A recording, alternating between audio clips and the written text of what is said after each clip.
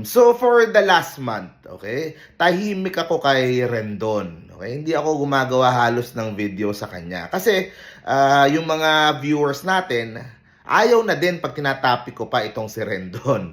Okay, and also, ako, hindi ko din naman gusto yung ginawa sa kanya na cancel culture. Ayokong kina-cancel culture kahit sino. Okay, so, kumaga, we left him alone. Hindi natin ginagawa ng video itong si Rendon. Pero ito, nabasa ko na naman, ni-report ito sa Abante. Actually, nakita ko din sa ilang mga pages na inaatake na naman nitong si Rendon. Itong si Joey De Leon. Okay, so, ito na naman.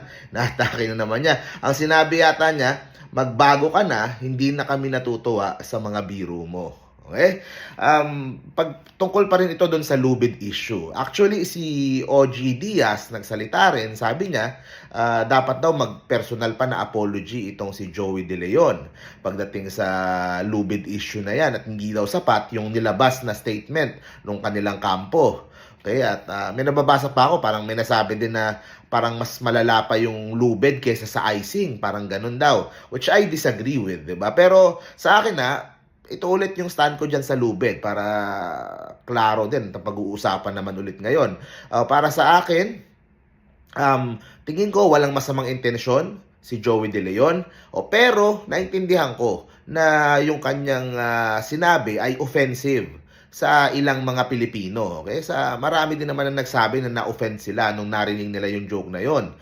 So sa akin, I leave it to the MTRCB kung ano yung kanilang magiging desisyon. Meron silang board dyan. At nasa mga tao na rin. Diba? Sa akin, naglabas na ng apology yung kampo ng TVJ tungkol dyan na kung merong mga na-offend, diba? They apologize for it. Sa akin, okay na yon at napapalaki na lang dahil nga sa issue ng icing ng It's Showtime. Pero yun nga, like I said, nasa tao yan. Kung sa tingin mo na offend ka, di ba, wala akong karapatan na to say otherwise. Di ba? And I leave it to MTRCB pagdating po dito sa Lubid issue na ito. Okay, so balik tayo dito kay Rendon. Kasi humirit na naman uli.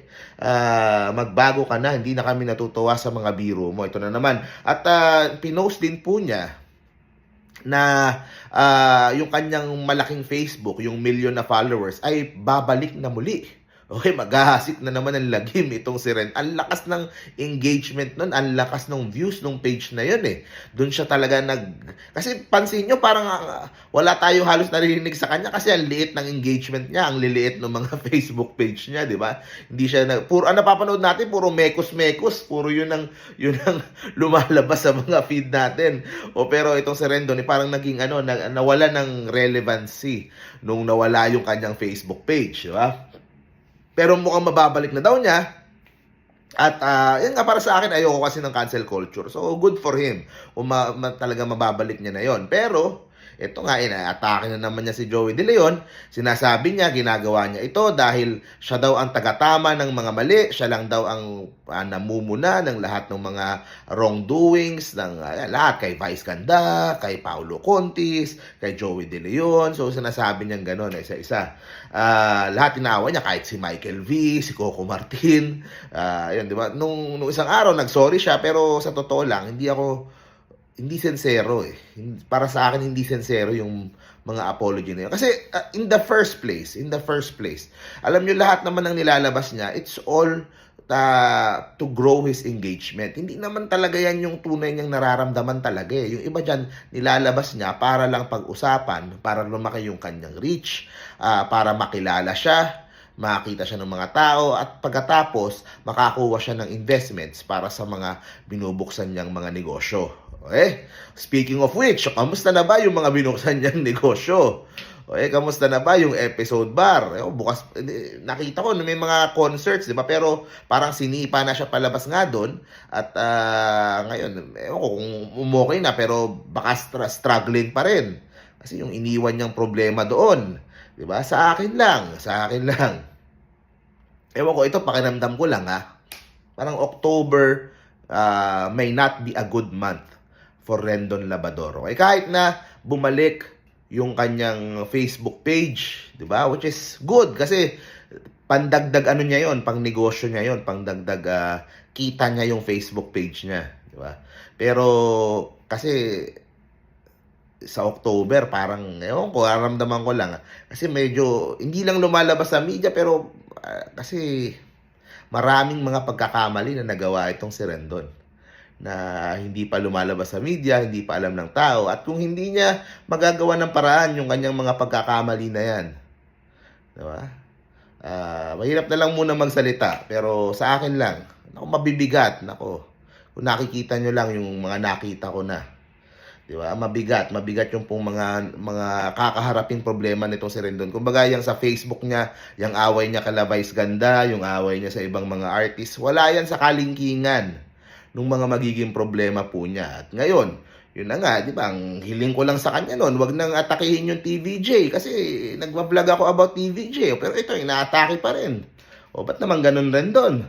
'Di ba? Pero yun nga, sa akin, sa totoo lang, medyo naawa din ako kasi medyo mabigat yung kanyang haharaping problema kung hindi pa niya ma-solve. Kung hindi pa niya ma-solve in the next month, in the next few weeks nga eh. Nako, lalabas at lalabas yung kanyang problema. At pag lumabas yan, ako, napakalaking kahihiyan yan, sa totoo lang. Mahirap na lang magsalita sa ngayon, pero sa totoo lang, yung mga wala sa kalingkingan ng haharapin na problema ni Rendon. At grabe yung kahihiyan na makukuha niya. 'Di ba? Wala pa yung mga wala yan. Kumbaga ano lang yan eh. Gusto nga niya yun eh, yung binabash siya, pinag-uusapan siya. Itong mangyayari sa kanya susunod, hindi niya magugustuhan talaga. Okay, kasi siya din naman ang may kasalanan. Siya din ang nagdala ng problema na yan sa sarili niya. Okay? Nandamay pa siya ng ibang tao. Okay? So, yun lang naman po yung gusto kong sabihin. So, thank you very much po. See you po sa next video po natin, guys. Good night mga Dabarkads. Bukas meron pa tayong isang malaking balita na i-report. Naku, October medyo maraming mga balita na malalaki na sasabog. Diba? Bukas meron pa tayong yung balita na tungkol naman sa noontime uli. Okay? So thank you very much po. See you po sa next video po natin. Good night Dabarkads. Have a great week. Have a great October. Bye-bye.